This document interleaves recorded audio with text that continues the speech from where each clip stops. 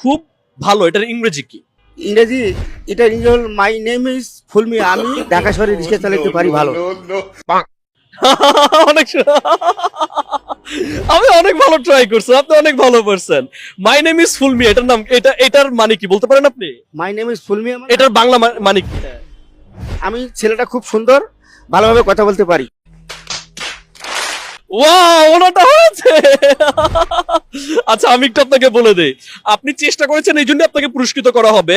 But my name is Fulmia এটার মানে হচ্ছে আমার নাম ফুলমিয়া। তাহলে আমার নাম ফুলমিয়া এটার ইংরেজি কি? My name is Fulmiya. Fulmia.